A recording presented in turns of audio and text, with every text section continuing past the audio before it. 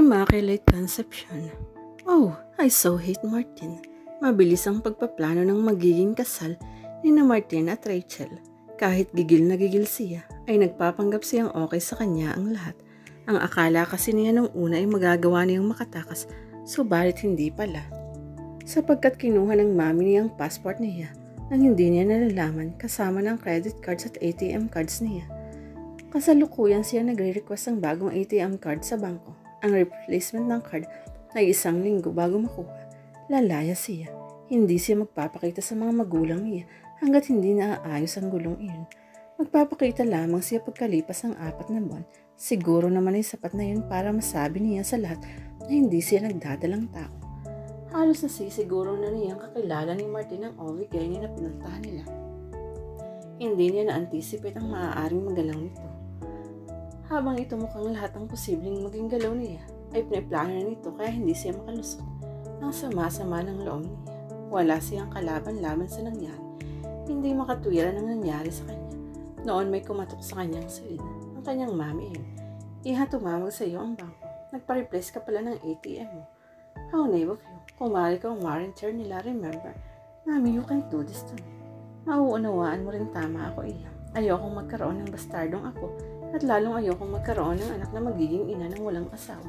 But I really am not pregnant, Mommy. Your pregnancy result says otherwise. Martin faked the result.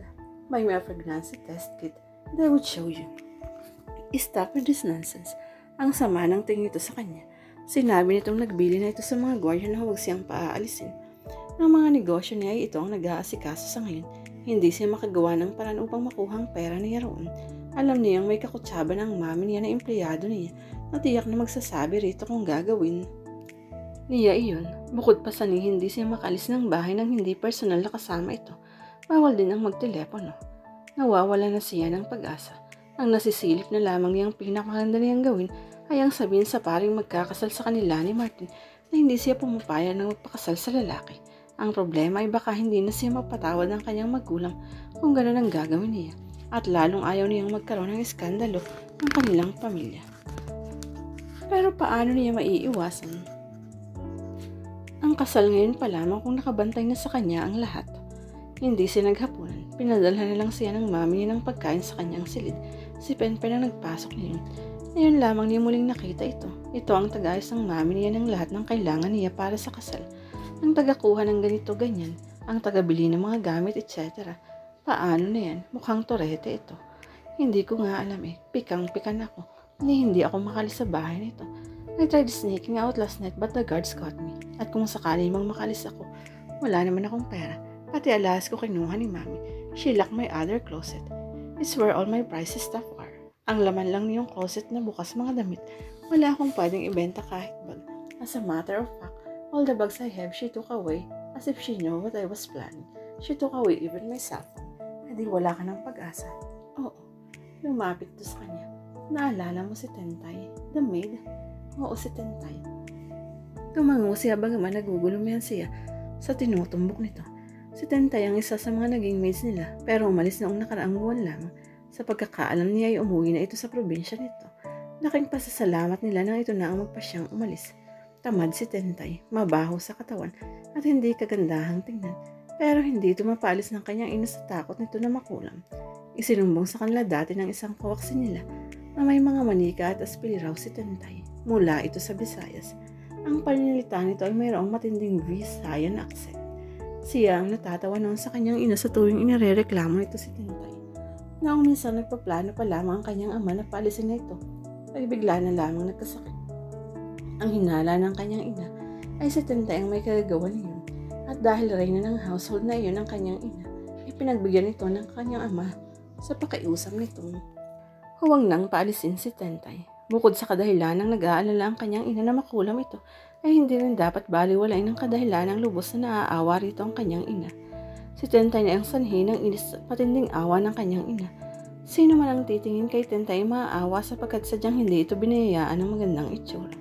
Ang buhok nito ay parang ubod ng lagkit, parating may oil. Ang mukha nito ay parating makapal sa makeup at hindi nababagay rito.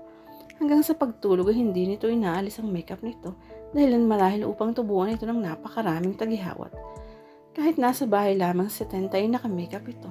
Tila pilit na tinatakpan nito ang kakulangan nito ng kagandahan, pero hindi ito kailanman nagtagumpay sa layunin ito.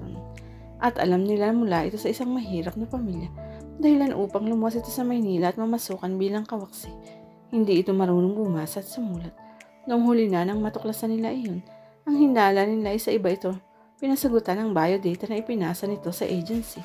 Sino ang hindi maawa sa babaeng iyon? Huwag mong sabihin ipapakulam ko si Martin kay Tentay. Hindi, sobra ka naman. Nabanggit ko kasi si Tentay sa mga sulat ko kay Kuya Alejandro. Noong huli kasi, ang sabi ni Tentay gusto niyang lumipat ng mapapasukan kasi parati siyang napapagsabihan ng daddy mo. Baka raw may alam ako na pwede niyang malapitan. Naaawa ako kaya binanggit ko siya sa Kuya Alejandro ko. May farm ang pinsan ko yun sa Bukagdot. So, pwedeng doon ka muna tumuloy. Kunwari ikaw si Tentay. What? Medyo stricto kasi ang pinsan kong yun. Kapag sinabi kong totoo, tiyak na hindi papayag iyon. Kung magpapanggap kang si Tentay, alam na kaagad niya na kilala kita. Ikaw ang nabanggit ko sa kanya para wala na ring mahabang paliwanagan at makaalis ka na ngayong gabi rin. But I'm going to work in a farm. Okay lang yun. Sinabi ko naman kay Kuna may katamaran si Tentay, pero sana tulungan niya kasi nakakaawa. Hindi marunong bumasa at sumulat. Mukhang naawa naman siya. Ang sabi ay papuntahin ko na lang daw roon sa kanya. Ano pa ang alam niya tungkol kay Tentay? Na mahilig mag-makeup ng makapal si Tentay, baduy magdamit. Ika ko medyo iingot-ingot si Tentay, kaya tututukan na lang niya. But, bigla siyang natuliro. Parang hindi niya kayang magpanggap bilang si Tentay. There must be another way. Ikaw ang bahala, pero kung sakaling gusto mo, tutulungan kitang makatakas ngayong gabi na. Nagbakasyon ng isang gwardya kaya dalawa lang sila ngayon. Kaya kong liguhin ang dalawang iyon. Naisip niyang wala na siyang dapat pag-isipan pa. Mabuti nga tinutulungan pa siya nitong makatakas. Kapag tumagal pa ang lahat, malamang na lalo na siyang mahihirapan. Ano ba ang pagpapanggap na si Tentay sa loob lamang ng 4 na buwan kumpara sa mangyayari sa kanya kung hindi siya tatakas? Sige, Penpen. Sige, kumain maka muna. Babalikan kita mamaya kapag handa na ang lahat. Ganun nga ang ginawa niya. Naghanda siya ng kaunting damit. Hindi niya malaman kung saan ilalagay iyon. 2 oras siyang naghintay sa pagbabalik ni Penpen. May dala itong bagong-bagong bayong. O dito mo na lang ilagay ang mga damit mo. Pasensya ka na. Iyong bag ko sana ipapahiram ko sa iyo, ang kaso butas na rin iyon. May mga damit ako riyan, gamitin mo. May mumurahing makeup din dyan. Mahahalata ka ni Kuya kapag ang lahat ng gamit na dadalhin mo ay mamahalin. Sinunod na lamang niya ang lahat ng sinasabi nito. Ano kung bayong ang bitbit niya sa halip na bag? Ang mahalaga ay makakatakas na siya. Mayroon pa siyang 1,000 piso sa wallet niya. Tinanong niya si Penpen kung kakasya ang pamasaya ang ganong pera. Inabutan siya nito ng 3,000 piso. Naku, pera mo ito eh. Bayaran mo na lang ako pagbalik mo. With interest, I promise. Umiti ito at ibinigay na sa kanya ang address ng pinsan nito at instruction paano siya makakarating doon. Ibinigay rin ito sa kanya ang numero nito. Makatext na lang daw siya sa Kuya Alejandro nito kung sakali man. Lumakad na siya. Iginiyasin nito sa gilid ng bahay kung saan mayroon ang nakahandang hagdan. Sa bahagi raw na iyon rumuronda ang nagbabakasyong gwardya, kaya malamang na hindi magagawi raw ng gwardya nila. Kung magawi man ay mamaya pa raw siguro. Naunang sumampa sa hagdan si Penpen. Nang nasa ibabaw na ito ay saka siya pinasunod nito. Pagtingin niya sa ibaba ay nakita niyang may matres na nakalatag sa lupa. Tumalon siya at bumagsak siya sa matres. She found out it was an airbag. Good one, Penpen. Ngayon pakialis ng hangin, tapos pakitali riyan ng lubid sa tabi mo. Pakibilis. Ganun nga ang ginawa niya. Mabilis na naubos ang hangin ng airbag. Itinali niya sa lubid at iniitsa na kay Penpen. Hinatak agad nito patas ang lubid. Mag-iingat ka, bilin nito sa kanya. Are you going to be okay? Oo, ikaw yata ang dapat kong tanungan niyan. Lakad na. Ganun nga ang ginawa niya. Nakakita agad siya ng taxi at nagpatid siya sa istasyon ng bus. Sa kabuuan ng 3 sakayan, ang gagawin niya bago siya makarating sa taniman ni Alejandro Paras. Una ay ang bus na maghahatid sa kanya sa bayan ng Felos Rodriguez. Pagdating doon ay isang jeep ang sasakyan niya patungo sa isa pang bayan at isang jeep patungo sa Bukagdot. Mula sa Bukagdot ay magtatricycle siya patungo sa Purok 7 kung saan naroon ang Paras Farm. Last trip na ang bus na nasak niya na patungo Felos Rodriguez. Maayos naman ang naging biyahe.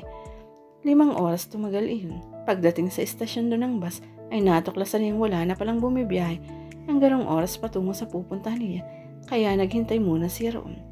Ibig niyang mapaiyak sa sitwasyon niya. Nasa bus station siya sa ilang na lugar, At ang bitbit lamang ay ang bayong niya. Kahit pagod siya sa biyaya, hindi siya makatulog. Mulat ang mga mata niya hanggang sa mag-alas 5 ng umaga. May biyahe na ng jeep. Sumakay kaagad siya ron. Natuklasan niya yung 2 oras palang biyahe. Pasado alas 7 ay nasa Bukagdot na siya. Mas maunlad kaysa sa inaasahan niyang bayan nun. Mayroon na ring maliit na mall doon. Marami na ring tao. Bago magtungo sa Purok 7 ay naghanap muna siya ng banyo kung saan siya magpapalit ng damit at magpapahid ng makapal na makeup sa mukha. Nang handa na siya ay halos hindi niya nakilala ang sarili. Sa palagay niya ay nakuha niya ang makakapal na labi ni Tentay. Eksperto siya sa paglalagay ng makeup, kaya nagawa niya yung pakapalin iyon. Ang damit na isinuot niya ay hindi color coordinated. Ang buhok niya ay nilagyan niya ng baby oil na siyang gawain ni Tentay. Malaki ang epekto ng ginawa niya sa pagbabago ng kanyang ayo. Kung may makakasalubong siyang kakilala niya, ay hindi na siya makikilala. Bagaman kasi isa siyang cosmetic expert, sa sarili niya ay hindi siya mahilig maglagay ng masyadong makapal na makeup. He said she took care of her skin well. Bata pa lamang siya, ay tinuruan na siya ng kanyang ina ng tamang pangangalaga ng balat. Nag-tricycle siya. Mabuti at kilala ng tricycle driver si Alejandro. May kalahating oras siyang sakay niyon at natuntun din niya ang Paris Farm. Mukhang simpleng-simple lang ang farm na iyon at maliit lamang, taliwas sa inalaraw diwa nito. Natatanaw na niya ang maliit na bahay. Sa gate lamang siya binaba ng tricycle driver. Ang gate ay yari sa palo china na may mga siwang. Isang lalaki ang lumapit sa kanya. Ano pong kailangan nila? Hinahanap ko po si Alejandro. Ano ya? Tentay style. Si kuya, binuksan nito ang gate at itinuro niya sa bahay. Naglakad na siya patungo roon. Malakas ang tugtog na nagmumula sa loob ng bahay. Kumatok siya pero mukhang hindi siya naririnig ng tao sa loob. Naiinip na siya kaya sinubukan niya kung bubukas ang pinto. Bukas iyon. Tumuloy na siya. At naabutan niya ang isang makahubad-barong lalaki at ang suot na pang ibaba ay pink na tights. Kasalukuyang sinusubukan itong mag-spit pero hindi nito magawa-gawa. Hinawakan ito ang mga binti nito. Tila nasasaktan. Pagkatapos ay pagitan ng mga hita nito. Inabot nito ang player at pinatay ang tugtog. Hindi pa rin siya napapansin ito. Putsa, ang itlog ko basag na yata. Natutop niya ang bibig. Gustong matawa. Halatang walang kapamuang ito na may nanonood dito. Nang tuluyang makatayo ay pumihit ito at tumalon ito nang makita siya. Mukhang gulat na gulat. Sino ka? Ako po si Tintay kuya. Kaibigan po ako ni Penpen. Luka-luka ka, hindi ka ba marunong kumatok? Pambihira. Iiling-iling ito at isinuot kagad ang t-shirt na nakasampay sa silya. Natakpan na ang bumabakat na kinabukasan nito sa suot nitong tights. Isang malaking palaisipan sa kanya kung bakit ganun ang gayak nito. Ano ba ito, bakla? Pero sa itsura at gawe mukhang hindi naman. Pero ano ba ang alam niya sa mga berde ang dugo sa panahon ito? Wala siyang alam tungkol dito bukod pa sa ito ay may-ari ng farm na iyon at pinsan ito ni Penpen. Ikaw pala si Tentay, saglit at magpapalit ako ng damit. Umalis ito at nang bumalik ay naka-walking shirt na. May itsura ito. Matangkad ito at maganda ang pangatawan. Ganon ang karaniwang katawan ng mga mananayaw na kilala niya. May toned muscles, pero hindi ba't magsasaka ito? Ano ba talaga ang lalaking ito? Yan ba ang gamit mo? Itinuro nito ang bayong niya. Tumango siya. Nagtungo ito sa kusina. Sumunod siya. Simpleng-simple lang ang bahay. Ang mga gamit ay simpleng-simple din lang. Mukhang luma na yun. Yari sa kahoy ang lahat ng nakikita niyang muebles. Malaki ang kusina. Kompleto yun sa gamit. May microwave oven pa nga. Uminom ito at itinasang takip ng mga pinggan na nasa mesa. Kumain ka na ba? Kumain ka muna. Gutom na siya kaya hindi na siya nahiya. Simple rin lang ang pagkain na kain. Kanin at pritong pork chop. Masarap ang pagkakatimpla ng pork chop. Eksakto yun sa pagkakaprito at hindi pangit kainin kahit hindi mainit. Nagsimulang magpaliwanag si Alejandro. Wala akong malaking ipapasweldo sa'yo. Balita ko kay Penpen 4,000 daw ang sweldo mo sa Maynila. Hindi ko kaya yun. Ang totoo kompleto na ako sa taungan sa farm. All around na lang ang kailangan ko rito. Ang kaya ko lang ipasweldo sa'yo ay 2,500. Okay lang po. Pero libre naman ang lahat dito. Saka hindi ako strict sa pagkain. Kung ano ang akin yun din ang iyo. Off mo tuwing linggo. Ang trabaho mo rito ay simple lamang. Linis, luto, laba at plancha. Pero bihira kang mamplansya dahil mga pamburol ko lang ang ipaplansya ko sa'yo. Tumawa ito ng mahina. Hindi ko kailangan ng masyadong masipag na kasambahay rito. Tama na sa akin basta nagagawa mong lahat ng gawaing bahay.